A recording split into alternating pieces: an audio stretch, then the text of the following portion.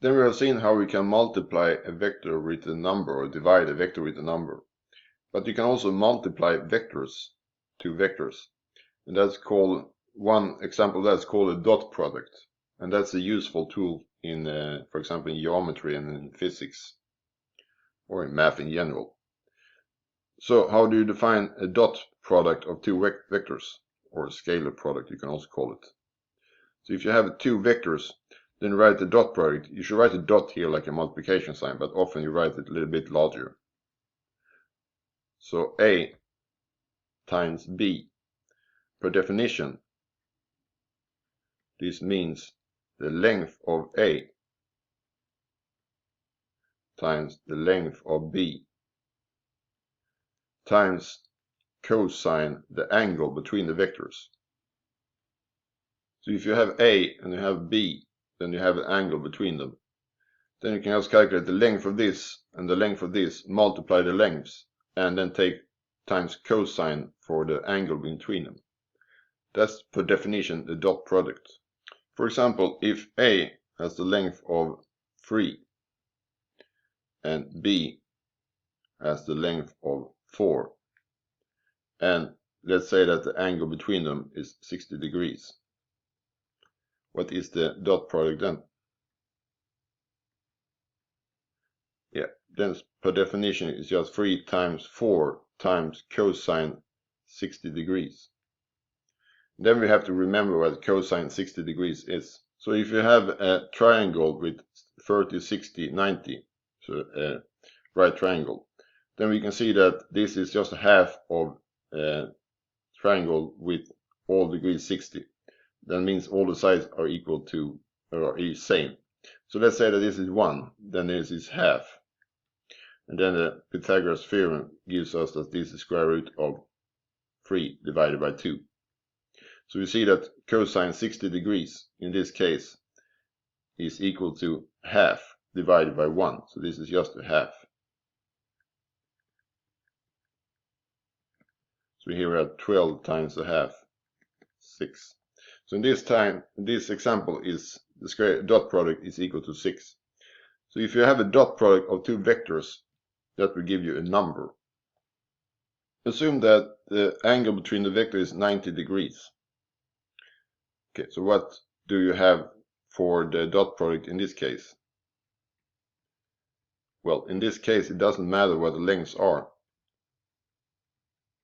because when you calculate now cosine of 90 degrees, that's just equal to 0. And why is that? Then we have to remember the definition of cosine using the unit circle. Then we have a circle with radius 1 and 90 degrees that corresponds to this. So we have rotated 90 degrees like this. And then per definition, cosine of 90 degrees is just the x-coordinate of this point. So that's per definition. But the x-coordinate of that one, that's just 0. So this must be 0. So this becomes 0 because it doesn't matter what lengths are if this is 0. So if you take the dot product of two numbers, two vectors, then, and if they are 90 degrees, then the dot product will always be 0. So if you know the dot product is 0, you know that the vectors are perpendicular. So if they point in the same direction, what is the dot product then? Then the dot product is the lengths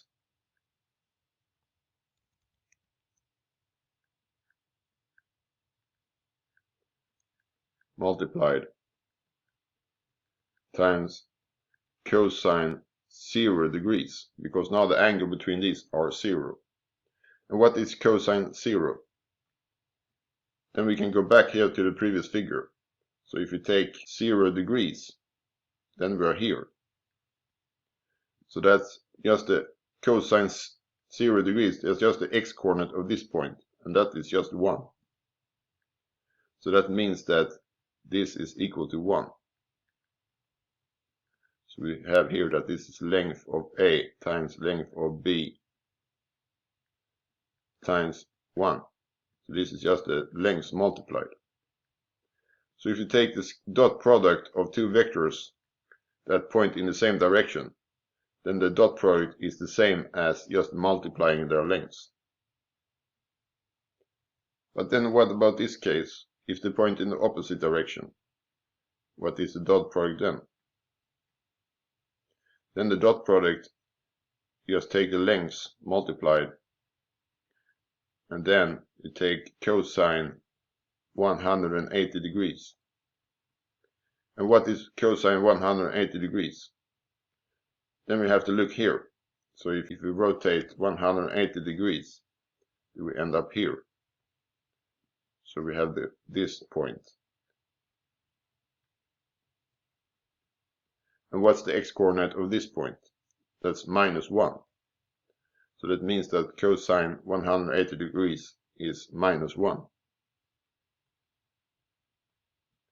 So this is just equal to minus a, length of a, times length of b. So if you are pointing opposite directions, the dot product is just the length multiplied but with the minus sign. So we can just sum up. If the 90 degrees, the dot product is 0. If the dot product between vectors that point in the same direction, we just take the lengths multiplied. If we take the opposite direction, it's just the length but with the minus sign. And for other angles, we have this definition. We just take the lengths and the cosine. That means if the angle is less than 90 degrees, the dot product will be positive. And it means if the angle is larger than 90 degrees, the dot product will be negative. The dot product is a useful concept, for example, in physics, when you talk about work and force and other things in physics, but also geometry. So we will see eventually now when we're working with dot product that is a very useful tool. We also have a lot of calculational rules for the dot product. We won't prove them here, but we could express at least some of them. So for example, if you take the dot product of two vectors, it's commutative. So we could take them in any order, like this. And it's also distributive. For example, if you take dot product of a sum of two vectors, then you just have to multiply each of them. And here is the dot product then.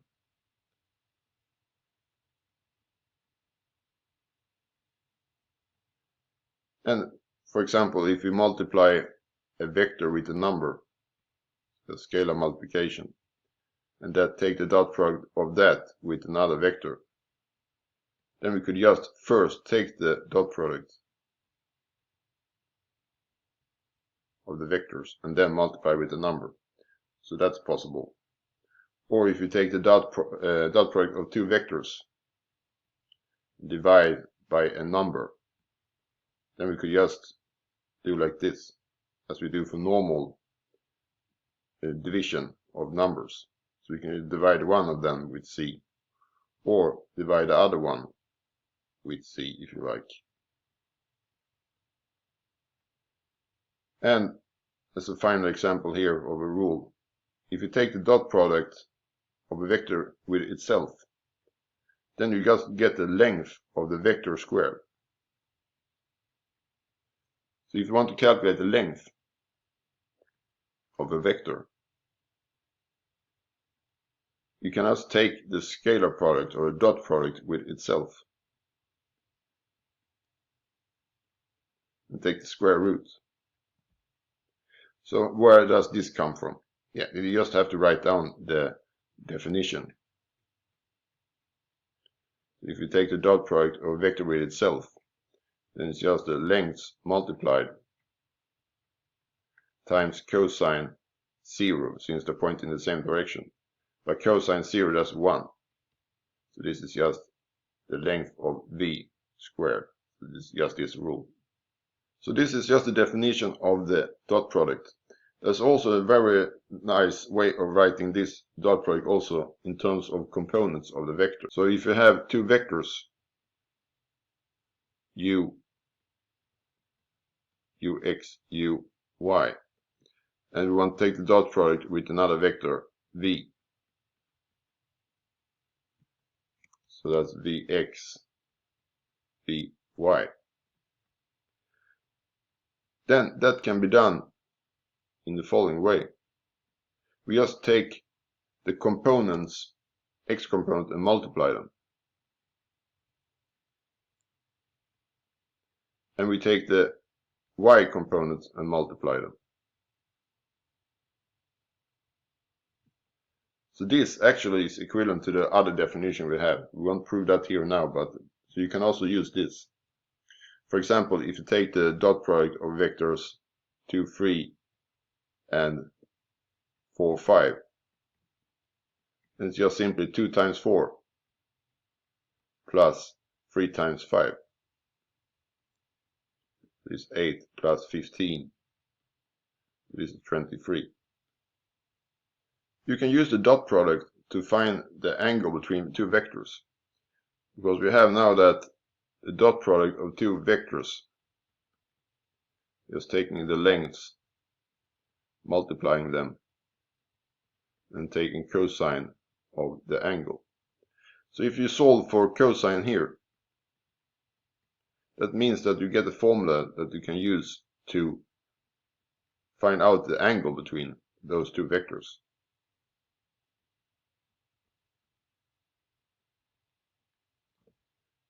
So you have this formula. This is just the definition of dot product rewritten. So let's see an example of that. Let's take u to be 1, 1, for example, and v, we take that to be 1, 0. Then we can just draw them in coordinate system. So we have 1, 1 here, that's u, and 1, 0, this is v. But we just see that the angle between these two is just 45 degrees.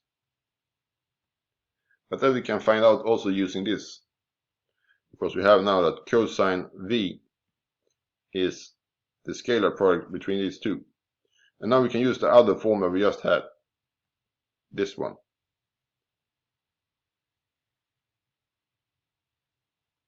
So we take the scalar product here of these two, or the dot product. Then we need to find out the lengths. But how do you find out the lengths of these ones? Just use Pythagoras theorem. So length of this one is 1 squared plus 1 squared and the square root of that. And the length of that one is 1 squared plus 0 squared. Length or square root of that. So we get this. 1 times 1, that's 1. 1 times 0, that's 0. This is square root of 2. This is square root of 1. So this is 1 divided by square root of 2. But then we just have to remember this is one of the typical angles we found when we did trigonometry. We saw that which angle does give this? 1 square root of 2. And if you go back and look at those lectures, you see that the angle for that was 45 degrees. So that's just this one. So we can find out the angle also just using this formula. Here we could have, of course, also used the calculator. If you have forgotten about it, you can take cosine minus 1 of this.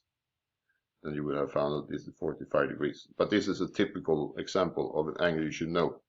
So it's 45 degrees. Okay, so here using the dot product to find out angles between vectors. So here's a person standing at the cliff and he throws two balls simultaneously. So he throws them in two different directions here. And the vectors here are the velocities of the balls. So velocity, that's basically speed with the direction. So that you can represent with vectors. So it means the balls are moving in this direction. And the length of the vectors are proportional to the speed of the balls.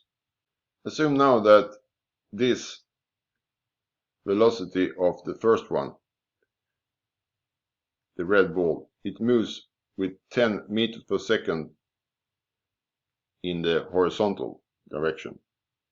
And it moves with the speed of 5 meters per second in vertical direction at the moment when they are thrown. So when they leave the hand, they are moving 10 meters per second to the right and 5 meters per second up. then this is the velocity vector of that one. Similarly, we can write for v, the velocity of the green ball. Assume that it moves 7 meters per second horizontally and 2 meters per second vertically. But since it moves down, we should have minus here. Okay, so that is the moment when they are thrown. Then we can use this to find out the angle between the balls, the angle theta. Then we have, from the formula we just had, if we take the scalar product of these two, dot product,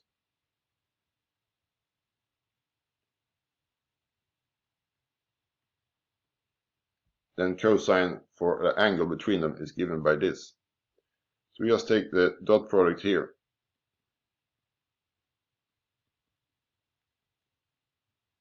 And the length is given by Pythagoras' theorem.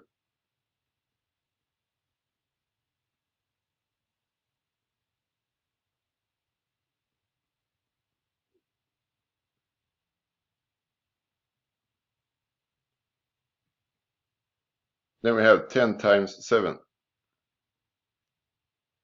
minus 5 times 2, minus since we have minus here. This is 125, square root of that. This is 49 plus 4, so it's 53. So this is 70 minus 10, so it's 60. And let's just plug this into a calculator. And then we will get 0.737, roughly. But then we can use the calculator also to find out what is the angle, theta. So if you take a arc cos, or the inverse of this,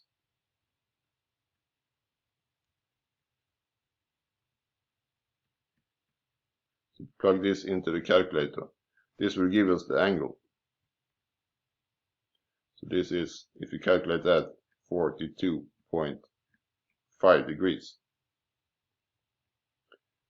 Okay, so this is how you can use dot product to find out angles between two vectors.